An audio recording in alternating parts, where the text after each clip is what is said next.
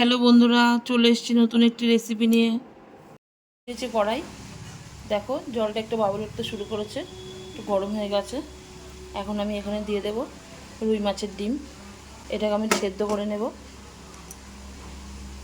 নুন দিয়ে দেবো, অল্প হলুদের গুঁড়ো,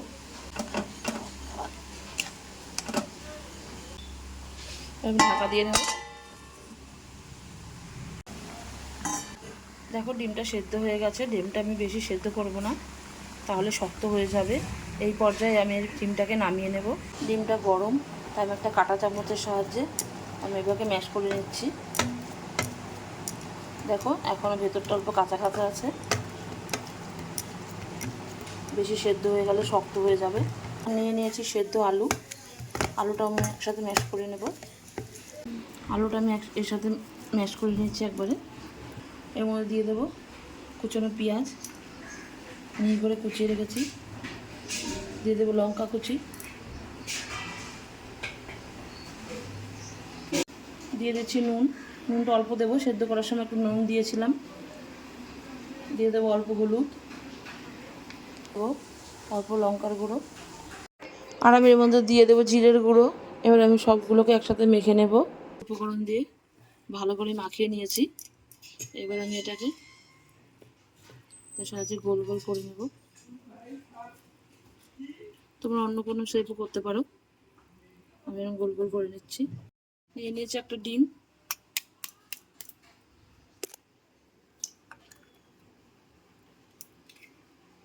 এটাকে আমি ফেটিয়ে নেব। একটু নুন দিয়ে দেবো।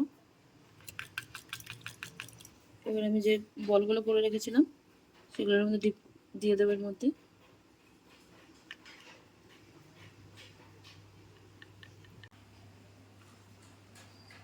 এইভাবে একটা একটা করে আমি ভেজে নেব।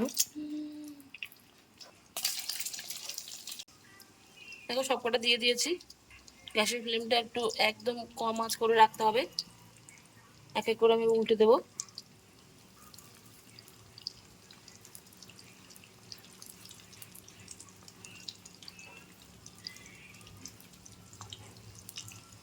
লাল লাল করে ভেজে নিতে হবে।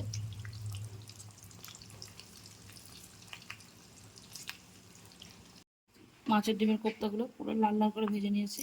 এরকম এগুলোকে তুলে নেব।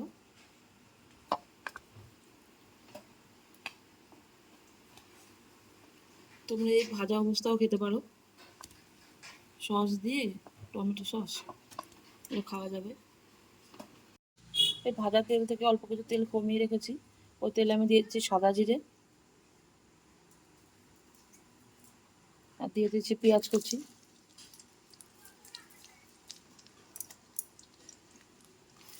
ভালো করে পেঁয়াজটাকে লাল লাল করে ভেজে নিতে হবে। পেঁয়াজটা লাল লাল করে ভেজে নিয়েছি।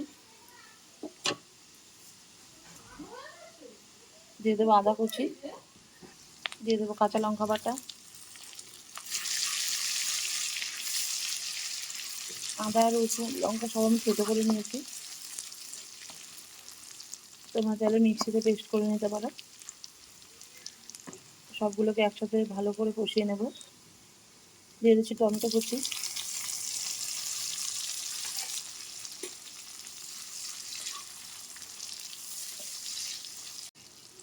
দিয়ে দিচ্ছি নুন 1 চা চামচ, দিয়েছি জিরের গুঁড়ো 2 চা চামচ,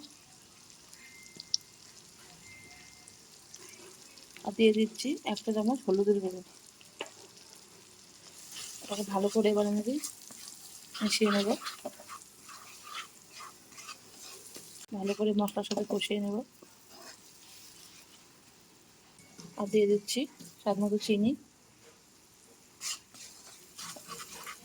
ভালো করে মশলাটা আমি কষিয়ে নেব। মশলাটা পুরো কষে গেছে, এরকম জল দিয়ে দেবো।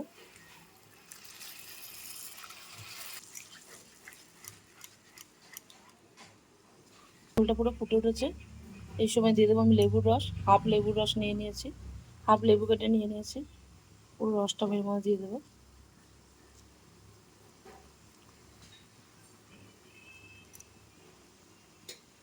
আর এই রেসিপিটা একদম টক ঝাল মিষ্টি এরকম টাইপের হবে, একটু টক টক হবে। দেখো ফুটে উঠেছে। এবার আমি ভেজে রাখা বলগুলো দিয়ে দেবো।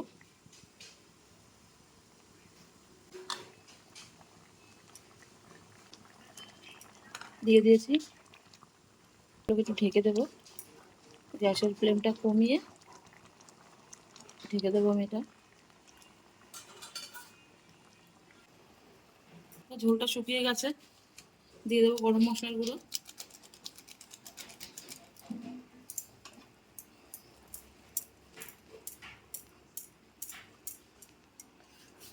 রেডি হয়ে গেছে, এবার আমি নামিয়ে নেব।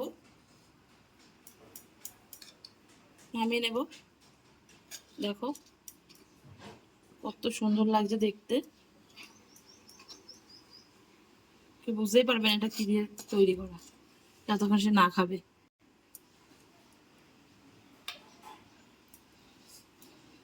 আমি নিয়েছি।